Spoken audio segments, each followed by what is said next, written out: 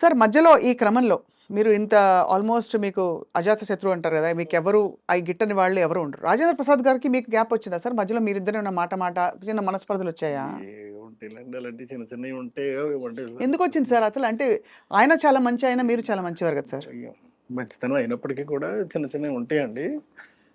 ఇంకా అవన్నీ ఇప్పుడు ఎందుకు మళ్ళీ తిరిగి అంటే నేను అలాగే అనుకున్నాను సార్. కానీ మా ప్రవీణ్ తప్పకుండా ఇది అడిగి తీరాల్సిందే అని చెప్పాడు. ఎందుకంటే మాది కూడా ఇప్పుడు ఈ ఇంటర్వ్యూ కూడా మాకు the knowledge sir. Rajendra Prasad చాలా మంచివాడండి. మంచివాడు కాబట్టే నా ఆర్గానిక్ మావుకి వచ్చేటప్పుడు కూడా చేశాడు మళ్ళీ. ఇది నాకు ఈ సమస్య మాయిలో ఉన్నప్పుడు వచ్చిందండి. మాయిలో ఉన్నప్పుడు వచ్చింది కదా అలాగని చెప్పేసి ఏమీ ఆగలేదు. తర్వాత నేను సినిమాలు చేయలేదండి ఆయనతోటి. తర్వాత ఏదో సరదాగానో ఏదో అలాంటి సినిమా ఒకటి చేశాను. అప్పుడు కూడా ఆయన చేయడానికి సిద్ధపడ్డాడు ఆయన. కానీ మీరు భలే కాంబినేషన్ మీ ఇద్దరిది. చాలా మంచోడండి మనిషి. మంచోడు. కాకపోతే చిన్న తిక్క ఏంటంటే చిన్న ఇబ్బంది ఒకటి ఉంటుందండి. చిన్న ఈగోనెస్ ఇంకోటో ఉంటాయి. బతిమాలుకుని చేయించుకోవాలి తప్ప. అదే.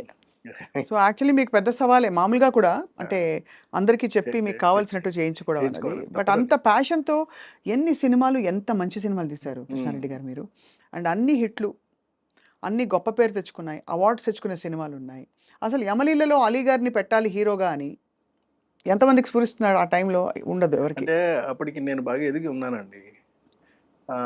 ఇప్పుడు ఏంటంటే అప్పుడు చాలా మంది నాకు పెద్ద వాళ్ళు కబుర్లు చేశారండి, పెద్ద హీరోలు. అదేదో ఆలీని పెట్టి చేస్తున్నారట కదా మీరు, మేము చేస్తా ఉండేది అలాగనే. ఇవే ఇప్పుడు అంటే ఇప్పుడు వేరే పెద్ద హీరోలు ఇప్పుడు మళ్ళీ కలుస్తామని చెప్పిన వాళ్ళు, బట్ అప్పుడు వేరే పెద్ద హీరోలు అండి. కానీ చెప్పారా మీకు అలీ గారిని కాదు నేను జాయిన్ చేస్తామని చెప్పారండి. చెప్పినా సరే నేను అలా కాదు, అది అలీ అయితేనే పండుతుంది ఆ సినిమా అని అంటే, సరే మీ ఇష్టం మీది చెప్పారు. అక్కడికి సౌందర్య కూడా చెయ్యను అని చెప్పిందండి. చేయనని చెప్పిందండి. అలీ అంటే అలీ గారి అడ్వాన్స్ తీసుకున్న తర్వాత చేయనని కూడా చెప్పేసిందండి. సినిమా చేయను, 15 రోజులు టైం ఉందండి, నేను చేయనలేదు. చేయకపోతే మానేయమ్మా, ఎందుకు చేయవో నేను తెలుసుకోవాలి మరి, ఎందుకంటే 15 రోజుల్లో ఉంది కదా మరి అయితే. లేదండి పెద్ద హీరోలు అందరూ కూడా ఇలాగా ఆలీ పక్కన చేస్తున్నాం ఏమిటి అని చెప్పి కొంచెం హెసిటేట్ చేస్తున్నారండి అని చెప్పింది. సరే పాపం సర్లే, తప్పే ఉందమ్మా, నీ భవిష్యత్తు నువ్వు ఆలోచించుకోవాల్సిన అవసరం మాత్రం డెఫినెట్గా ఉంది. నువ్వు ఆలోచించుకో, ఏం ఇబ్బంది లేదు, నేను వేరే హీరోయిన్ పెట్టేసుకుంటానులే అని చెప్పి వెళ్ళి ఇంద్రజని ఫైనలైజ్ చేశానండి.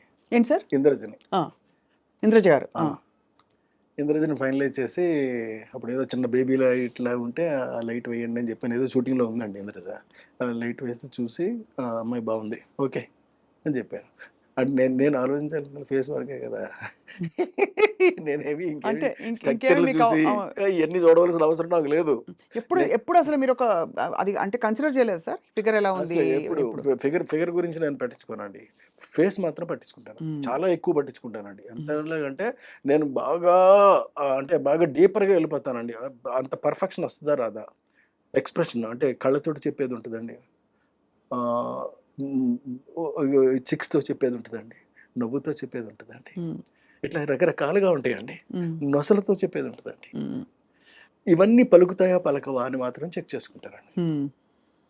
చేసుకున్న తర్వాతే నేను ఓకే చేస్తానండి.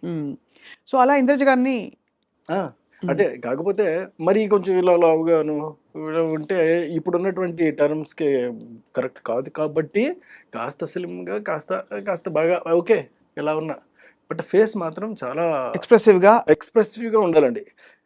మళ్ళీ గుడ్గా ఉందా బ్యాడ్గా ఉందని కూడా నేను చూడనండి, ఎక్స్ప్రెసివ్గా ఉండాలి అది. అంటే చెప్తా ఉంటే చాలండి, చిన్న అంటే ఇప్పుడు చూడండి, ఇప్పుడు నేను మీతో మాట్లాడుతూనే చిన్న ఎక్స్ప్రెషన్స్ మీకు పలుకుతూ ఉంటాయి. అవును, అలా పలకాలండి. గ్రేట్ సార్, చాలా బాగుంది. అయితే మీరు ఇంద్రజ గారిని తీసుకొచ్చినాక మళ్ళీ ఎలా? ఇంద్రజ గారిని తీసుకొచ్చిన తర్వాత మళ్ళీ తర్వాత మాయిలోడి సినిమా కంప్లీట్ అయిపోయిందండి. తర్వాత ఎమ్మెల్యేల సినిమా కంప్లీట్ అయిపోయిన తర్వాత శుభలగ్నం సినిమాకి వచ్చినప్పుడు సౌందర్య ఫోన్ చేసి, సార్ నేను ఒక చిన్న తప్పు చేశాను, నేను రెక్టిఫై చేసుకునే ఛాన్స్ కోసం నేను చూస్తున్నాను సార్, మీరు అవకాశం ఇస్తే. అదేంటమ్మా అంత మాట అన్నావు నువ్వు? అదేంటి నీ సొంత అన్నయ్య లాంటి వాడు నేను, చెప్పమ్మా నీకు ఏం కావాలో చెప్పు అంటే, లేదండి మీ సినిమాలో నేను కనీసం నిలబడినా సరే సరిపోద్ది, సౌందర్యం ఉంది అనేటటువంటి చిన్న పదం వినిపిస్తే చాలు నాకు అలా.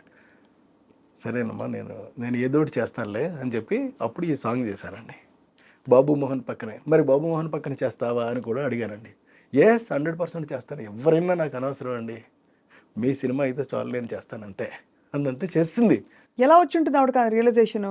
అంటే ముందు వద్దనుకున్నప్పుడు అప్పుడు ఏంటంటే, అప్పుడు తన మెదడులోనో మనసులోనో మొత్తం మీద ఈ బయట నుంచినటువంటి చెప్పిన మాటలన్నీ కూడా బాగా ఎక్కాయి. అంటే పెద్ద పెద్ద పెద్ద పెద్ద హీరోలు ఉంటేనే కానీ చేస్తే చిన్న హీరో మరీ ఆలీ లాంటి చిన్న హీరో మీద చేయటం ఏంటి అలాగని కోట కూడా మానేశాడండి. అయ్యో, మానేస్తే చేయలేనంటే అప్పుడు కోట బదులు భరణిని పెట్టాను నేను.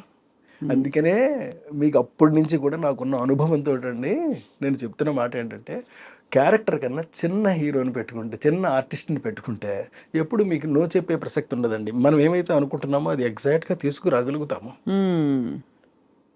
లేకపోతే చెప్పిందల్లా విని వాళ్ళు చెప్పేదంతా విని వాళ్ళ బ్రెయిన్లో ఏమైతే ఉందో దాన్ని మాత్రం మనం ప్రొజెక్ట్ చేయాల్సి వస్తుంది. మీకు పెద్ద పెద్ద సినిమాలన్నీ కూడా ఫ్లాప్ అవడానికి ప్రధానమైన కారణం ఇది మాత్రమే. ఎందుకంటే వాళ్ళకి అంత బ్రెయిన్స్ ఉండవండి, అంత స్ట్రక్చర్ ఉంటుంది, బాడీ ఉంటుందండి, కానీ బ్రెయిన్ వాడతారు. అక్కడే వస్తుందండి మెయిన్ ప్రాబ్లం.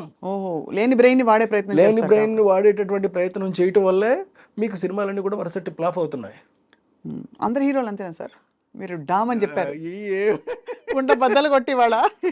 వద్దులండి, ఎందుకు అంటే సీరియస్ గా, బికాస్ నిజంగా హీరో సెంటర్ కి రెమ్యునరేషన్స్ అవి కూడా పెద్ద బయట వాళ్ళు కాదు, మన వాళ్ళే కదా.